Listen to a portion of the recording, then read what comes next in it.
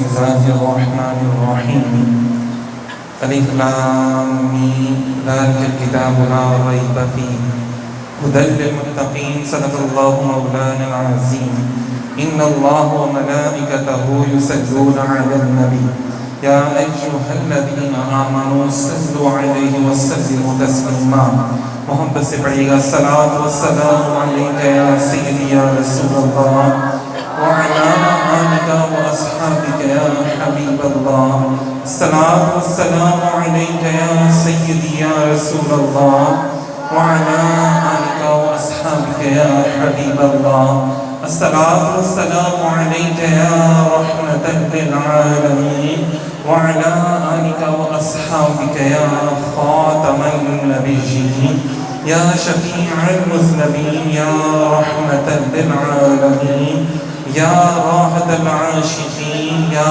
مراد المشتاقين يا جد حسن والحسين يا جد حسن والحسين يا جد حسن والحسين سامعین محترم، ادارہ جہاں حق میں ماشاءاللہ سے قرآن پاک کی جو تفسیر ہے اس کے درس کا سلسلہ جاری و ساری ہے۔ ماشاءاللہ سے آج بھی کلاس ہو رہی تھی محفل سے پہلے سورہ بقرہ کی، ماشاءاللہ اس میں تو کافی رکوع جو ہیں وہ بیان کیے جا چکے ہیں۔ تو آج کا جو لیکچر ہم ریکارڈ کر رہے ہیں وہ ہے سورہ بقرہ کا مختصر تعارف۔ یہ جب محفل ہوتی ہے تو ماشاءاللہ سے اور بھی دوست احباب تشریف لے کر آتے ہیں، اور پھر جب ویڈیو بنتی ہے تو زیادہ سے زیادہ لوگوں تک پیغام پہنچ جاتا ہے۔ تو ایک مختصر انداز میں ہم سبھی لوگ پڑھتے ہیں سورہ بقرہ۔ عموماً ہم سب کے گھروں میں مشہور بھی ہے کہ یار سورہ بقرہ پڑھ لیں تو گھر سے بد بلائیں نحوستیں پریشانیاں ختم ہو جاتی ہیں۔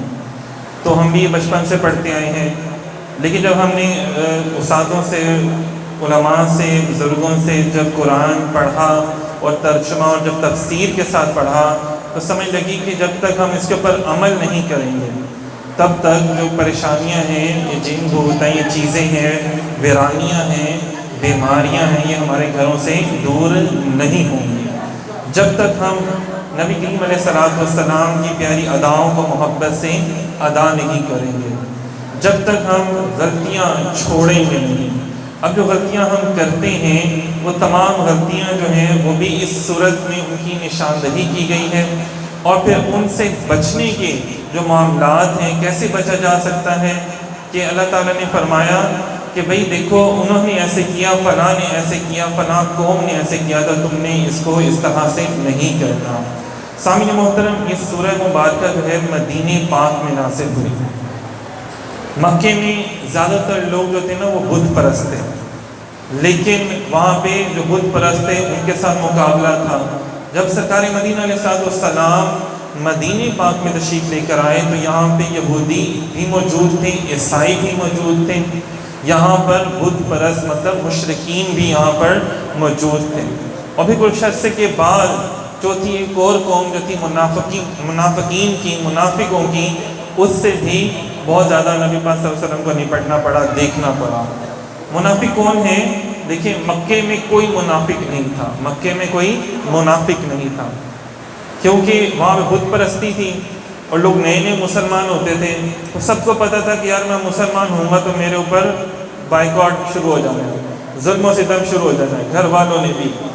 تو وہی اپنی جان کو جوکھوں میں ڈالتا تھا جو صحیح معنوں میں عاشق رسول تھا، جو صحیح معنوں میں عاشق رسول صلی اللہ علیہ وسلم تھا۔ وہی لوگ جو تھے وہ اپنی جان کو جوکھوں میں ڈال کے مسلمان ہو جاتے تھے۔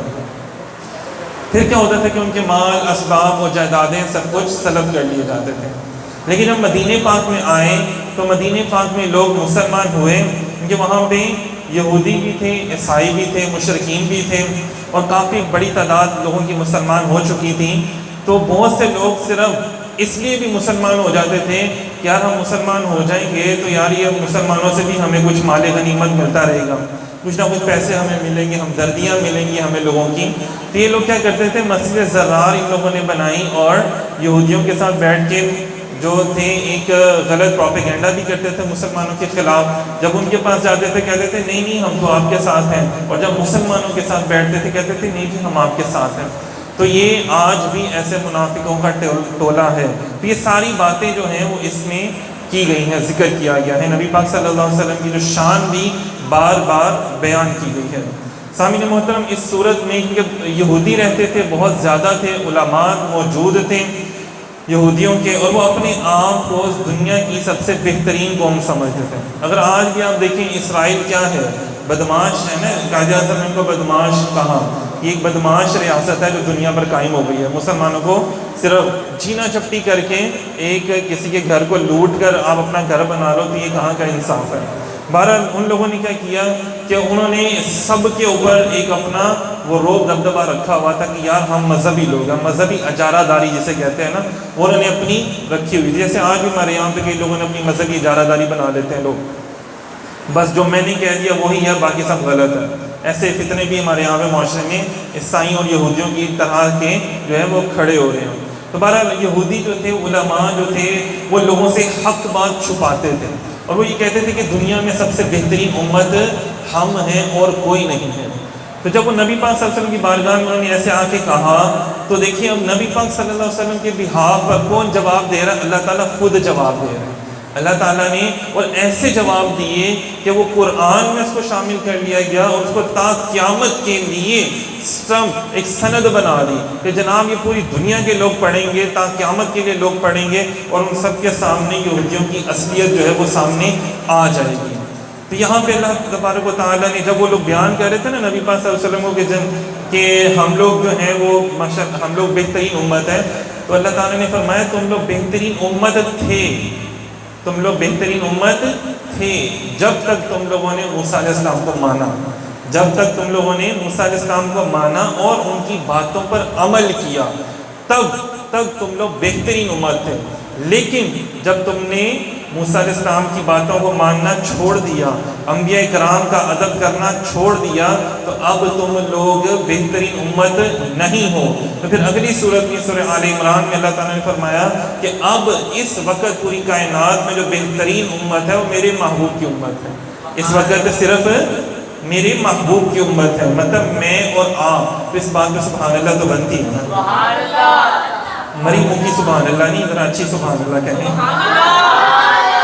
دیکھیں کہ اللہ نے میرا اور آپ کا قرآن میں ذکر کیا ہے کہ یہودی اس وقت بہترین امت نہیں ہے، محبوب آپ کی امت بہترین امت ہے.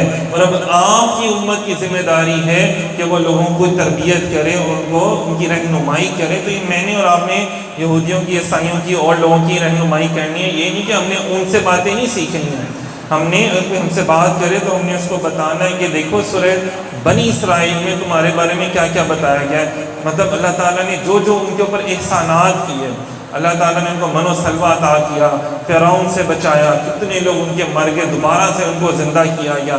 انہوں نے بڑا گناہ کیا کہ انہوں نے ایک بچڑے کو پوجنا شروع کر دیا. بعد میں انہوں نے معافی مانگی نبی کے کہنے پر، اور پھر کیا ہوا کہ اللہ تعالیٰ نے ان کی توبہ بھی نبی کے وسیلے سے قبول کی، نبی کے صدقے سے قبول کی اللہ رب العزت نے. آج لوگ کہتے ہیں کہ صدقے سے کیا دعا مانگنی چاہیے حضور کے، کیا حضور کے وسیلے سے دعا مانگنی چاہیے؟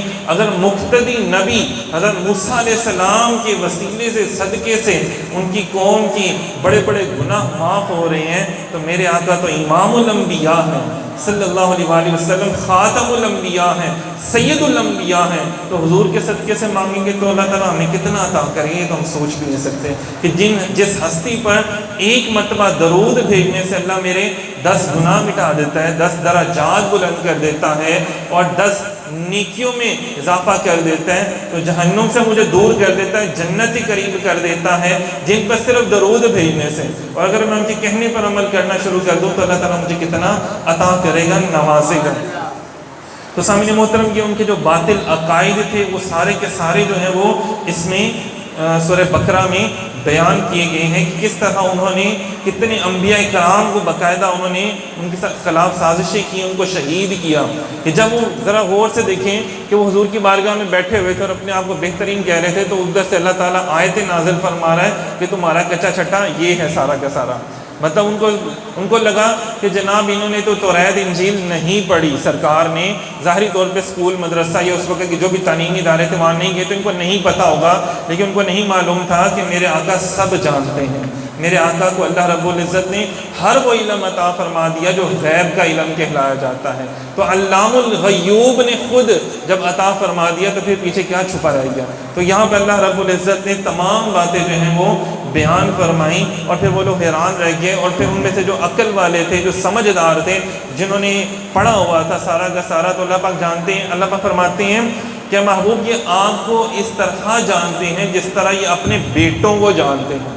جس طرح ماں باپ جو ہوتے ہیں نا، وہ اپنی اولاد کو بہتر جانتے ہیں، کیونکہ ان کے سامنے بچہ پیدا ہوتا ہے، ان کے سامنے پلتا بڑھتا جوان ہوتا ہے، تو ان کو یہ ہر عادات کا پتہ ہوتا ہے. تو اللہ پاک نے فرمایا کہ یہ محبوب آپ کو اس طرح جانتے ہیں جس طرح باپ اپنے بیٹے کو جانتا ہے. مطلب کہ میں نے توریت میں، انجیل میں آپ کی بے شمار صفات بیان کی ہیں، بے شمار صفات بیان کی، اور ان کو سب معلوم ہے، لیکن یہ صرف ہٹ دھرمی کی وجہ سے، صرف اقتدار کے لیے، اقتدار کے نشے میں اتنے گم ہیں کہ صرف کہ جناب لوگ صرف ہمیں پوجیں، ہمارے ہاتھ پاؤں چومیں، ہماری باتیں مانیں، سب اس کی آپ کے اوپر ایمان نہیں لے کر آتے، ورنہ تو ان کو ہر چیز معلوم ہے. کیونکہ اس دور میں بھی بہت سے یہودیوں کے ایسے علماء بھی جو ان کے بڑے بڑے عالم تھے، وہ بھی مسلمان ہوئے کہ جب سرکار نے فرمایا نا کہ ان کو حق بات بتاؤ، کیا یہ بات توریت میں نہیں لکھی، کیا یہ بات توریت میں نہیں لکھی. جو عیسائی علماء آئے تو ہم نے فرمایا کیا یہ باتیں انجیل میں نہیں لکھی ہوئی؟ تو انہوں نے کہا، لوگوں نے کہا، وہ خاموش ہو گئے نا جب سرکار ان سے بات کرتے تھے. ان کے سرکار کو تو اللہ پاک سارا بتا رہا ہے نا. تو جب سرکار ان سے سوال کرتے تھے، بتاؤ میرے سوالوں کا جواب، تو ان کی قوم پوچھتی تھی کہ جناب آپ بتائیں. جب آپ نے اللہ کے پیغمبر سے سوال کیا، انہوں نے جواب دیا، اب آپ بتائیں. تو وہ کہتے تھے نہیں، اللہ کے پیغمبر بالکل سچ کہہ رہے ہیں، لیکن ہمیں ڈر ہے، ہم نے کہا یہ سچے ہیں تو آپ لوگ پھر مسلمان ہو جاؤ گے. تو پھر خیر بہت سے لوگ پھر اس طرح مسلمان ہونا شروع ہو گئے، کیونکہ قرآن پاک کی پھر صداقت جو تھی، وہ اس میں حقانیت جو تھی، اور یہ ہر چیز اس میں بیان کی گئی. پھر اللہ تعالیٰ نے ایک بہت بڑا دعویٰ بھی اس صورت میں کیا. اللہ تعالیٰ نے ایک بہت بڑا دعویٰ بھی کیا. اب یہ جو لوگ تھے نا، یہ اپنے آپ کو بڑا پڑھا لکھا، بڑا سمجھدار، بڑے صاحب علم بھی سمجھتے تھے. تو اللہ نے فرمایا کہ تم اپنے آپ کو صاحب علم سمجھتے ہو، بڑا پڑھا لکھا، بڑا حکمت و دانائی والا سمجھتے ہو، یہ جو میں قرآن اپنے محبوب پر نازل کر رہا ہوں، تو اس کی ایک صورت ہی لے آؤ، اس کے جیسی کوئی ایک صورت ہی اٹھا کے لے آؤ. تو وہ ان لوگوں نے کیا کیا، جو صورتیں نازل ہوتی تھیں تو ان کے اندر ایک بڑا ہی پڑھا لکھا بندہ تھا، اور جس نے اپنی شعر و شاعری کو یا اپنی تحریروں کو ٹھیک کروانا ہوتا تھا اس کے پاس لے کے جاتے تھے. جب اس کے پاس لے کر گئے تو اس نے جب دیکھا تو اس نے کہا یہ کسی انسان کا کلام نہیں لگتا، یا مجھے کسی بھی انسان کا کلام نہیں ہے، کیونکہ اس کے الفاظ سے بھی نور نکل رہا ہے، اس کے الفاظ سے بھی نور نکلا. پھر انہوں نے بتایا کہ ہاں، جو اللہ کے آخری پیغمبر تشریف لے کر آئے تو انہوں نے یہ کلام ہمیں بیان کیا اور یہ سکھایا. سامعین محترم، یہ چیزیں جو ہیں یہ سورہ بقرہ میں بیان کی گئی ہیں. پھر اسی طرح جو منافقین کا ٹولہ تھا، جو منافقین تھے، وہ کس کس طرح سے مسلمانوں کو نقصان پہنچاتے تھے. جیسے دیکھیں آج بھی منافقین ہیں نا، کہ خود نمازیں پڑھتے ہیں، ٹھیک ہے، نماز روزہ حج زکات کر لیا، لیکن جب دین اسلام کے اوپر کوئی وقت آیا تو گھر جا کے بیٹھ گیا. وہ نہیں جی پیراں دے کام نے، وہ نہیں جی علماء دے کام نے، وہ جا کے گل کرن ختم نبوت دے ہوتے، یا وہ فلانا کام کرے فلانا، اور سانوں کی لوڑ پئی ہے. تو یہ وہ منافقین تھے. جبکہ صحابہ کرام تلوار پکڑ کے ہر وقت تیار رہتے تھے کہ یا رسول اللہ، جو آپ کا حکم، جس جگہ پر آپ جاتے ہیں ہم آپ کے ساتھ جائیں گے، ہم جب تک ہماری تلواریں نہیں ٹوٹ جاتی، جب تک ہم شہید نہیں ہو جاتے، ہم آپ کا ساتھ نہیں چھوڑیں گے. تو یہ صحابہ کی شان تھی. اور منافقین کون تھے؟ کہ جب غزوہ احد میں گئے 1000 لوگ تھے، تو 300 کو عبداللہ ابن ابی جو تھا منافقوں کا رئیس جو بڑا تھا، وہ ساتھ لے گیا. اندازہ کریں کیا وہ ساتھ لے گیا کہ نہیں جی نہیں، ہم کیوں اتنے لوگوں سے لڑیں جا کے، ہم کیوں لڑیں جا کے دین کے لیے، توبہ نعوذ باللہ. اندازہ کریں. لیکن جب وہ مرنے لگا تو اس نے کہا اے اللہ کے پیغمبر، میں مرنے لگا ہوں تو آپ مجھے اپنا کرتا عطا فرمائیں. ہے وہ منافق تھا. اندازہ کریں، لوگوں کو دین سے دور بھی کرتا تھا. دوسری بات یہ کہ حضور کے پیچھے نمازیں نہیں پڑھتا تھا. آج بھی لوگ ہیں نا، بڑی کسی کی داڑھی کی طرف دیکھ کے متاثر ہو جاتے ہیں، کسی جبہ اور دستار کی طرف دیکھ کے متاثر ہو جاتے ہیں. نہیں، متاثر ہونا تو صرف حضور کے غلاموں سے ہونا ہے. جس نے اپنی جانیں حضور کے اوپر لٹا دی، صرف ان سے ہم نے متاثر ہونا ہے. کسی کے لباس سے ہم نے متاثر نہیں ہونا. تو وہ اس کا بھی لباس ایسا تھا، لیکن اس کو پتا تھا کہ میں لوگوں کو تو بری باتیں کہتا ہوں نبی کے خلاف، لیکن میری بخشش تب بھی ہونی ہے جب رسول اللہ مجھے اپنا کرتا دیں گے. وہ کرتا پہن کے میں اس کو اپنا کفن بناؤں گا، زمین میں دفن ہوا تو پھر ہی میری بخشش ہوگی، ورنہ میری بخشش نہیں ہوگی. تو یہاں پہ قربان جائیں سرکار مدینہ علیہ الصلوۃ والسلام نے اپنا کرتا مبارک عطا فرمایا. تو صحابہ کرام نے ادباً عرض کیا کہ یا رسول اللہ اس نے تو اسلام کو بڑا نقصان پہنچایا. حضور نے فرمایا جو میں دیکھ رہا ہوں وہ تم نہیں دیکھ رہے. تو کیا ہوا کہ جب کرتا اس نے مانگا سرکار نے عطا فرما دیا. سرکار تو رحمت للعالمین ہے نا, لیکن اس کی وجہ سے جتنے اس کے ساتھ لوگ تھے سارے کے سارے میں سب نے دوبارہ حضور کی بارگاہ میں آ کے کلمہ پڑھا. انہوں نے کہا کہ یار جب ہمارا بڑا جو ہمیں بھٹکاتا تھا, جو ہمیں بے راہ کرتا تھا, ہماری غلط اس میں ہمیں مطلب کیا اسے کہتے ہیں نا کہ ایک ابہام پیدا کرنا دین کے اندر, یا دوغلا پن دکھانا, یا ہمیں کنفیوژن پیدا کرنا. جیسے آج بھی بڑے ایسے لوگ ہیں جو دین اسلام کے اندر کنفیوژن پیدا کرتے ہیں. آج بھی ہمارے نوجوان لڑکے لڑکیاں جب ان سے بات کرتے ہیں تو ان کے ذہنوں میں بڑے کنفیوژن ہے. جی یہ نہیں ہونا چاہیے تو وہ نہیں ہونا چاہیے, یہ کیوں ہے تو وہ کیوں ہے. اولیاء اللہ کے حوالے سے, کرامات کے حوالے سے, صحابہ کرام کے حوالے سے, معجزات کے حوالے سے بڑی بڑی بحث و مباحثہ کرتے ہیں. اسلام کے حوالے سے بڑی بحث و مباحثہ کرتے ہیں. تو یہ دیکھیے کتنا پروپیگنڈا ہے کہ ذہنوں میں ڈال دیا گیا کہ بھائی مولوی دی گلا نے اسلام ایڈا سخت نہیں ہے جنہوں نے بنا چھڑیا. تو بھائی وہ اسلام بتا دو جو آپ کا ہے, پھر ہم اسی اسلام پہ عمل کر لیتے ہیں. اپنے لیے کوئی لے آؤ نیا اسلام جو ہمیں بتا دو, جو رسول اللہ نے نہیں بتایا, جو اللہ نے نہیں بتایا وہ اسلام لے آؤ. تو یہ وہ ساری باتیں ہیں جو یہودی اور نصارہ آ کے کرتے تھے حضور کی بارگاہ میں, اور آج بھی کچھ ایسے لوگ ہیں جو ان کے نقش قدم پر چل کے یہ باتیں کرتے ہیں. تو دیکھیں قرآن پاک تب بھی امپلیمنٹ تھا ان لوگوں کے لیے بھی, آج کے جو منافقین ہیں ان کے لیے بھی یہ باتیں بیان کی گئی ہیں. جب اس سورہ بقرہ پڑھتے ہیں پریشانیاں دور اس لیے نہیں ہوتی کہ اللہ تعالیٰ کہتا ہے یہ منافقت چھوڑو. جو تم کرتے ہو نا دین کے والے سے, منافقتیں کرتے ہو, نمازیں پڑھ لے تو ٹھیک ہے, جب دین کے لیے کام آتا ہے تو پیچھے ہٹ جاتے ہو. تو اللہ تعالیٰ کو تمہارے وہ کھوٹے سجدے نہیں چاہیے, خدمت چاہیے, اور وہ بھی خلوص والی خدمت چاہیے. پھر اسی طرح آگے فرمایا حضرت آدم علیہ السلام کی تخلیق کا سارا واقعہ اور فرشتوں کے سامنے ان کی شان کو ظاہر کرنے کا جو واقعہ تھا, اور اس میں ان کا علم بھی بیان فرمایا. اور اس میں بھی دیکھیں یہ یاد رکھیں کہ سورہ بقرہ ساری حضور پر نازل ہوئی, ٹھیک ہے, اور ہر آیت کے اندر حضور کی شان بیان کی جا رہی ہے. یہاں پہ حضرت آدم علیہ السلام کی تخلیق کا جتنا واقعہ بیان کیا گیا اس کی ہر آیت میں حضور علیہ السلام کی بے شمار شانیں جو ہیں وہ مفسرین نے ماشاءاللہ سے بیان کی ہیں. اسی طرح پھر خانہ کعبہ کی تعمیر اور حضرت ابراہیم علیہ السلام کی جو دعا ہے وہ بھی کہ اللہ پاک جی میں نے آپ کے گھر کو تعمیر کیا تو آپ کا جو بڑا محبوب نبی ہے جو خاتم الانبیاء ہیں, میں دعا کرتا ہوں, عرض کرتا ہوں کہ ان کو میری اولاد بنا دیں, مجھے ان کا جد امجد بنا دیں. تو اللہ تعالیٰ نے ان کو نبی پاک صلی اللہ علیہ وسلم کا جد الامجد بنا دیا, مطلب ان کو جد الانبیاء کہا جاتا ہے. حضور علیہ السلام ان کو اپنے دادا جان کہا کرتے تھے. اسی طرح آگے چلتے ہیں سورت میں نبی پاک صلی اللہ علیہ وسلم کی پسند کی وجہ سے دیکھیں کیا لفظ استعمال ہو رہا ہے کہ نبی پاک صلی اللہ علیہ وسلم کی پسند کی وجہ سے قبلے کی تبدیلی اور اس تبدیلی پر ہونے والے اعتراضات کے جوابات بھی اللہ تعالیٰ خود دے رہے ہیں. کتنی بڑی بات ہے تبدیلی کہ محبوب اگر آپ کو بیت المقدس نہیں پسند ہے اور آپ کو خانہ کعبہ پسند ہے تو آپ اس طرف رخ کر کے نماز ادا کر دیں. مجھے خانہ کعبہ سے یہ قبلے سے غرض نہیں ہے محبوب, مجھے آپ کی محبت سے ہے, مجھے آپ کی رضا سے غرض ہے, آپ کی خوشنودی سے ہے.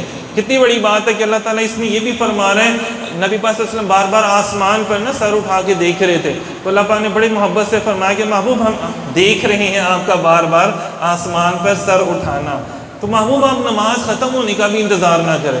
اب یہ آپ کا دل کہہ رہا ہے تو آپ ابھی قبلہ رخ ہو جائیں, ابھی رخ پھیر لیں. تو اندازہ کریں یہ بھی ایک بڑا عاشقوں کے لیے بھی امتحان تھا, منافقوں کے لیے بھی امتحان تھا. لیکن دیکھیں کتنی بڑی بات ہے, جو عاشق تھے انہوں نے کچھ نہیں سوچا, ان کو یہ تھا نا کہ کسی کو دیکھتے رہنا تھی نماز ان کی, کسی کو دیکھتے رہنا تھی نماز ان کی, صحابہ کرام کی. انہوں نے دیکھا سرکار میں اس طرف رخ پھیر لیا, انہوں نے بھی رخ پھیر لیا. لیکن جو منافقین تھے انہوں نے کہا یار پتہ نہیں کیوں انہوں نے رخ پھیر لیا, یہ تو نماز ہی ٹوٹ گئی ہے, تو انہوں نے نماز توڑ کے پیچھے آ گئے.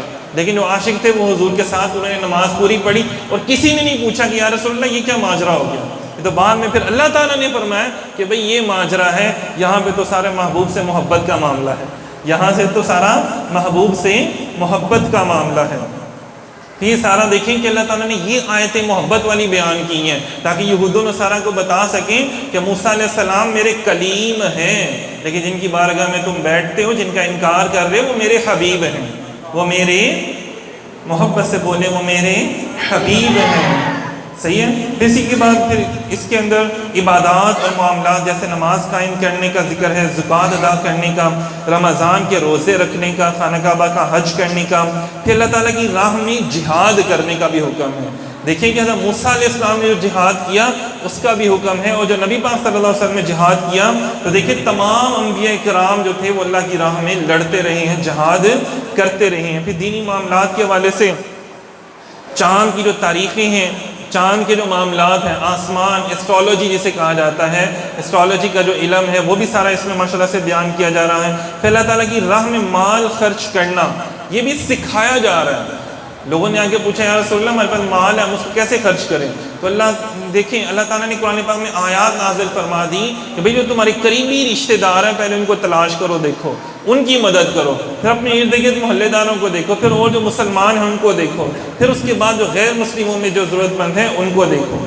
خیر بہرحال یہ بھی پوری ڈیٹیل ماشاءاللہ سے اس میں بیان کی گئی ہے۔ پھر رشتہ داروں کے ساتھ حسن سلوک کرنا، یتیموں کے ساتھ معاملات کرنا، یہ دیکھیں طلاق کے ایشوز، نکاح کے ایشوز، رضاعت کے، عدت کے، بیویوں کے ساتھ جو معاملات ہوتے ہیں وہ سارے ان ایشوز۔ آج لوگ ہمیں کہتے ہیں کہ جناب قرآن پاک میں تو کوئی حقوق ہی نہیں بیان کیے گئے مردوں کے یا عورتوں کے، بڑے نعرے لگائے جاتے ہیں کہ قرآن پاک میں تو حقوق نہیں بیان کیے گئے۔ سامعین محترم کبھی قرآن پاک کھول کے اگر ہم لوگ پڑھ لیں تو جتنے اس میں حقوق بیان کیے گئے ہیں دنیا کی کسی کتاب میں وہ حقوق بیان نہیں کیے گئے۔ جو سب سے بڑے جو پہلے قانون بنے خواتین کے لیے اور جو معاشرے کے لیے بہترین معاشرہ بنانے کے لیے جو قانون بنائے گئے، میں اکثر جو ہمارے عدالتی جو محکمے ہیں ان میں جو لوگ کام کرتے ہیں، جج حضرات یا کچھ وکلاء، ان سے گفتگو ہوتی ہے تو میں ان سے کہتا ہوں کہ یار آپ لوگ نے اگر عدالت کا نظام چلانا ہے صحیح طریقے سے تو خدا را قرآن پڑھ کے کبھی دیکھ لیا کریں، کبھی سورہ بقرہ پڑھ کے دیکھ لیا کریں۔ حضرت عمر رضی اللہ تعالیٰ فرماتے تھے کہ سورہ بقرہ، سورہ آل عمران اور سورہ نساء اگر تم پڑھ لو تو تم معاشرے کے بہترین دانا لوگوں میں تمہارا شمار ہونا شروع ہو جائے گا۔ کہ یہ تینوں صورتیں وہ ہیں کہ جس میں پورا زندگی کا نظام، اس کو چلانے کے لیے جن چیزوں کی ضرورت ہوتی ہے سب کو اس میں بیان کر دیا گیا ہے۔ تو دیکھیں جو آج لوگ ہمیں کہتے ہیں جی ہمیں حقوق نہیں بتائے گئے، اسلام نے کوئی حقوق نہیں دیے، تو خدا را ان حقوق کو سمجھیں، پڑھیں۔ جتنا اسلام نے حقوق دیے ہیں اتنا تو کسی نے دیے ہی نہیں ہے۔ فیملی لا جو اسلام نے بتایا، بھی اسی طرح جو جائیداد کے حوالے سے جو لا ہے، قانون ہے، وہ سارا جو بتایا گیا۔ پھر میراث کے حوالے سے جو بتایا گیا سورہ بقرہ میں، سورہ نساء میں۔ پھر اسی طرح جب کوئی انسان مر جاتا ہے تو اس کے پیچھے جو اس کی دولت کو اللہ تعالیٰ نے فرمایا تسی آپس جو وانڈ لوگے نا وہ ثواب نہیں ملنا انہوں، ہاں اگر اس میں سے تم کچھ غرباء مساکین میں بانٹ دو گے تو پھر مرنے والے کو اس کا ثواب ملے گا۔ آج ہمیں لوگ کہتے ہیں تسی کی ونڈ دے پھر دے ہو، تسی کی ختم درود دلاندے ہو، یہ ساری چیزیں قرآن پاک میں ثابت ہیں۔ بس